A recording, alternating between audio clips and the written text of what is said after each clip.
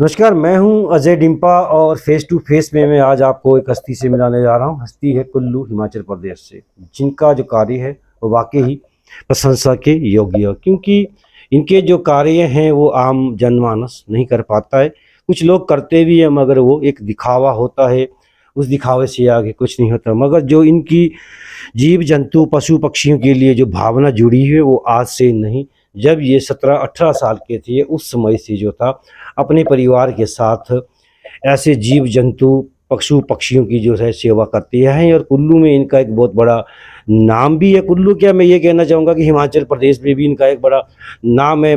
मगर ये वो शख्स हैं जो कभी फिल्म के आगे आए ही नहीं। तो आज हमने बहुत मुश्किल से इनको इंटरव्यू के लिए बुलाया भी, चलो कुछ करते हैं जो आपके विकास कार्य हैं वो लोगों तक पहुंचाएंगे। तो जो मैंने आम जनता से इनकी फीडबैक ली, वो फीडबैक ये है कि जैसे डॉगीज़ है, कुत्ते हैं, चाहे वो आवारा कुत्ते हैं या लोगों ने छोड़ दिए हैं, उसके अलावा गाय माता है, तो गाय माता को लेकर भी ये काफ़ी सक्रिय रहते हैं और अपना जो योगदान है वो देते हैं। अपनी गाड़ी पे जो है कुत्तों को लेकर जाते हैं, उनका इलाज करते हैं। किसी प्रकार की एनजीओ नहीं है इनके पास इस समय, मगर बिना एनजीओ से भी अपनी जो पूंजी है वो जीव जंतु पशु पक्षियों के ऊपर खर्च कर रहे हैं। तो चलिए मैं सीधे ले चलूँ, क्या नाम है आपका? जी, मेरा नाम रशीमा शर्मा है। मैं सुल्तानपुर कुल्लू की निवासी हूँ और मैं कम से कम 30 साल हो गए मुझे जो मैं निस्वार्थ पशु पक्षियों की सेवा कर रही हूँ। मैं वैसे कैमरे के सामने नहीं आना चाहती थी, लेकिन आपने मुझे बुलाया। तो मैं चाहती हूँ कि जितने भी आवारा पशु हैं, अब तो काफ़ी कम हो चुके हैं। पहले तो बहुत ज़्यादा छोड़े जाते थे और काफ़ी कोई जंगल से गिर जाते थे, काफ़ी घायल भी हुए, कुछ मर भी गए।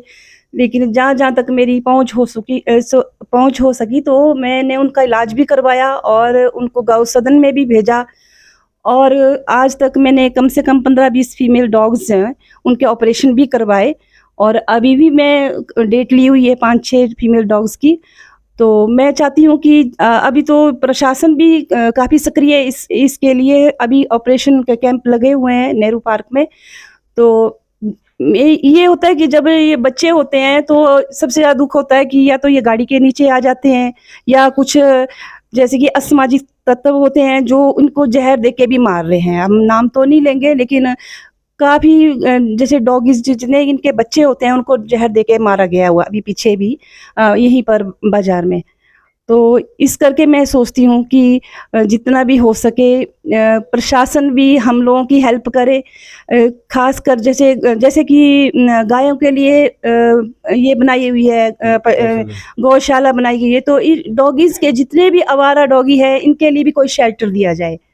ये मेरी गुजारिश है कि कम से कम फिर लोगों को भी परेशानी ना हो, राह चलते हुए लोगों को भी परेशानी हो रही है। झुंड के झुंड, हर जगह कुत्तों के झुंड होते हैं जो बड़ी मुश्किल से लोगों को निकलना मुश्किल हो जाता है। ये रात के टाइम तो बहुत ही मुश्किल हो रहा है कि ये अटैक कर रहे हैं। रात को भी, सुबह भी लोग जाते हैं, मॉर्निंग वॉक को जाते हैं, तब भी लोगों को परेशान करते हैं। तो सबसे ज़्यादा मेरी यही गुजारिश है सरकार से कि जैसे कि गौ सदन बनाया गया है तो इन डॉगीज़ के लिए भी कोई ना कोई शेल्टर दिया जाए या हमें ज़मीन दी जाए ताकि हम इनकी देख रेख कर सकें वहाँ जाकर। मैम, एक बात और देखी गई है कि जो जिस प्रकार से सरकार दावा कर रही है, सरकारें कई आई कई गई, गौ माता की क्या स्थिति है सभी लोग जानते हैं। अब बरसात का मौसम भी रहा, बाढ़ भी आई, नुकसान भी हुआ, लोगों ने जो टैग लगे होते हैं वो गऊँ भी छोड़ी हुई है। हाँ जी, बिल्कुल छोड़ी हुई है। वो गलत बात है, इसीलिए टैग लगाए हुए कि उनको मतलब नहीं छोड़ना चाहिए। लेकिन लोग मतलब ही हो गए आजकल, जब तक गाय दूध दे रही है तब तक तो रखते हैं, जब दूध देना छोड़ देती है तो फिर उनको छोड़ दिया जाता है।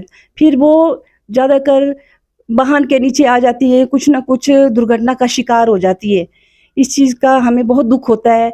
इस चीज़ पर रोक लगाई जानी चाहिए कि ऐसे आवारा पशु कोई भी नहीं दिखाई देने चाहिए रास्ते में। एक बात और है, जैसे कुत्ते होते हैं, चाहे वो आवारा कुत्ते या पालतू कुत्ते, लोग अक्सर कुत्तों को उठाते हैं, एक जगह से उठाएंगे दूसरी जगह छोड़ देंगे, चाहे वो गाड़ी के नीचे मुझे। तो क्या कहना चाहेंगे आप जनता के लिए? मैं यही कहना चाहूँगी कि सहयोग करें, क्योंकि हम कुछ लोग हैं ऐसे, और भी कई लोग हैं जो कुत्तों की काफ़ी परवरिश कर रहे हैं। बाज़ार में भी काफ़ी लोग हैं जो इनको खाना भी दे रहे हैं, और मतलब जिससे किसी की दुर्घटना हो जाती, कोई दुर्घटना हो जाती है, किसी डॉगी को लग जाती है तो उसको हॉस्पिटल, क्योंकि मैं तो हर महीने जाती रहती हूँ जैसे वेटनरी हॉस्पिटल में, तो मैं देखती हूँ काफ़ी लोग ऐसे हैं जो बड़ी केयर भी कर रहे हैं, जो आवारा कुत्ते हैं इनकी काफ़ी देख रेख कर रहे हैं। लेकिन कुछ ऐसे लोग भी हैं जो इनको मतलब कि काफ़ी टॉर्चर करते हैं, है ना? यहाँ तक कि इनको पॉइज़न भी दिया जा रहा है, जो कि आजकल कानून के खिलाफ है ना? इनको पॉइज़न नहीं दे सकते, लेकिन ये चीज़ें अभी भी हो रही हैं कि इनको पॉइज़न दिया जा रहा है। तो ये सब नहीं होना चाहिए, इस पर प्रतिबंध लगाया जाना चाहिए। मैम आप काफ़ी मतलब जो पैसा है वो गाय और कुत्तों के ऊपर खर्च कर रहे हैं, तो ये फंडिंग कैसे करते हैं आप? क्योंकि आप अपनी जेब से पैसा लगा रहे हैं। देखिए सर, मैंने डॉगीज़ के लिए तो कभी भी किसी से, मतलब जो कुछ भी है, जो मेरी पॉकेट मनी होती है, मैं उसी से करती हूँ। कम से कम 15-20 कुत्तों को मैं डेली खाना देती हूँ। और जो गाय का है वो अब अक्टूबर से हम स्टार्ट करते हैं, जो ये 3-4 महीने होते हैं मार्च तक, इसमें बड़ी प्रॉब्लम आती है, घास की बहुत दिक्कत होती है, और जंगल वगैरह में भी कुछ नहीं होता खाने के लिए, और लोगों ने भी छोड़ दिया होता सर्दियों में। तो इसके लिए हम गाय को घास मंगवाते हैं गाँव से। तो जितना हो सके 2 टाइम हम घास दे रहे हैं, उसमें कुछ लोग हमारा सहयोग करते हैं। ऐसे समाज में ऐसे लोग भी हैं जो मेरा सहयोग भी कर रहे हैं गाय के लिए। लेकिन जो डॉगीज़ हैं उनका तो मैं खुद ही कर रही हूँ, मेडिसिन वगैरह, जितने ऑपरेशन वगैरह करवाए, इवन मैंने कोई अपनी गाड़ी में ले जाकर उनके ऑपरेशन भी करवाए, और जो घायल है उनको भी ले जाती हूँ। माहौल जो यहाँ कुल्लू से थोड़ा दूर पड़ता है, तो मैं उनका इलाज तो करवा रही हूँ। मैं चाहती हूँ कि गवर्नमेंट जैसे कि सबसे ज़्यादा ये है कि इनको शेल्टर दिया जाए। सर्दियों में बहुत मुश्किल होती है, डॉगीज़ के लिए बहुत प्रॉब्लम आती है, और कुछ जो गाय हैं उनको भी मुश्किल होती है, बारिश में बहुत प्रॉब्लम होती है। कब जी। तक अपनी जेब से पैसा लगाते रहेंगे आप? अब तो बहुत मुश्किल हो गया सर, काफ़ी साल हो गए मुझे। थोड़ा घर में भी बोलते हैं कि तू कुछ नहीं बचा पाएगी, तू तो सारा जितना पॉकेट मनी होती है सारा इन्हीं के ऊपर खर्च कर दी। लेकिन ये मैं तो निस्वार्थ सेवा करती हूँ। लेकिन अब ऐसा होता है कि थोड़ा अगर गवर्नमेंट भी हमें सहयोग दे तो हम और ज़्यादा अच्छी ढंग से इनकी परवरिश कर सकेंगे। क्या प्लानिंग है मैम? पैसा फंडिंग तभी आएगी जब आपकी एनजीओ, क्या विचार है मन में एनजीओ बनाने का अपनी? अब मैं चाहती हूँ एनजीओ बनाने के लिए, क्योंकि अब इनकी संख्या भी बहुत ज़्यादा हो गई है डॉगीज़ की, शहरों में भी गाँव में भी बहुत ज़्यादा हो गई है। इवन कि लोगों को मेरा पता है कि मैं ऐसी सेवा करती हूँ, तो मेरे घर के आगे लोग छोटे-छोटे पिल्ले छोड़ जाते हैं। मैं उनको भी पाल रही हूँ, मुझे इस चीज़ का कोई दुःख नहीं होता है, मेरे पास जितनी संख्या हो, लेकिन समाज मुझे सहयोग नहीं करता, मुझे काफ़ी गालियाँ भी पड़ती है, लोगों से भी, घर वालों से भी, इसलिए मुझे कोई कोऑपरेट नहीं करता है। इंडिविजुअल मैं कर रही हूँ जितना कर सकती हूँ, लेकिन मैं अब चाहती हूँ कि अगर हमें इनके लिए कोई शेल्टर दिया जाए, तो मैं वहाँ जाके भी इनकी सेवा करूँ। साफ कहा कि एनजीओ बनाई जाएगी और एनजीओ बनाने का प्लान है, क्योंकि एनजीओ बनाना जो है वो एकदम नहीं बनती, लंबा प्रोसीजर होता है। पर इन्होंने साफ कहा है कि एक एनजीओ बनाएंगे जिसके अंदर जो लोग जुड़ना चाहेंगे वो इनसे संपर्क। आखिर में जनता को क्या संदेश देना चाहेंगे आप? मैं जनता को यही संदेश देना चाहूँगी, जैसे उनके अपने बच्चे होते हैं, वैसे इनको भी वैसा प्यार दें। इनके पास भी जान होती है, इनको धुतकारे नहीं, इनको मतलब काफ़ी टॉर्चर किया जाता है, और इवन अगर इनको जैसे मारने का हक उनके पास नहीं है। अब तो गवर्नमेंट ने भी इसके ऊपर रोक लगाई हुई है, काफ़ी सालों से, मेनका गांधी जी ने। लेकिन अभी कुछ असामाजिक तत्व जो ऐसे हैं, चोरी छुपे ये काम कर रहे हैं। हम लोग उनको पाल रहे हैं। अभी भी कुछ पीले हैं जिनको है, अभी लोअर ढालपुर में है, तो एक ही दिन में रात को उनको पॉइजन दे दिया था। हम रोज़ उनको खाना भी दे रहे हैं, है ना, उनका ट्रीटमेंट भी कर रहे हैं, तो ज़हर दे के उनको मार के रखा हुआ था। सुबह के टाइम उनकी डेड बॉडीज़ थी, इकट्ठे ही मारे हुए थे 4-5 बिल्ले। तो ये सब गलत है, ये ऐसा नहीं होना चाहिए। तो जो ऐसा काम कर रहे हैं उन पर भी अंकुश लगाया जाना, या उनको कड़ी से कड़ी सज़ा दी जानी चाहिए। जैसे गाय बीमार है या कुत्ता बीमार है, तो क्या अस्पताल का सहयोग मिलता है आपको?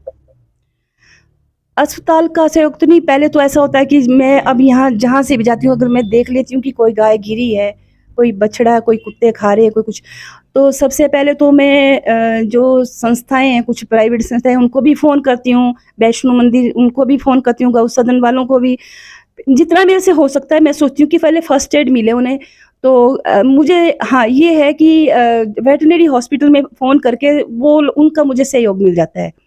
तो सबसे पहले हमारा यही होता है कि उसको फर्स्ट एड मिल जाए, उसके बाद हम उसको भिजवाते हैं गौ सदन में, फिर वहाँ तो डॉक्टर रोज़ जाते हैं और उनका ट्रीटमेंट चलता है। कुछ बच पाते हैं, कुछ नहीं बचते हैं।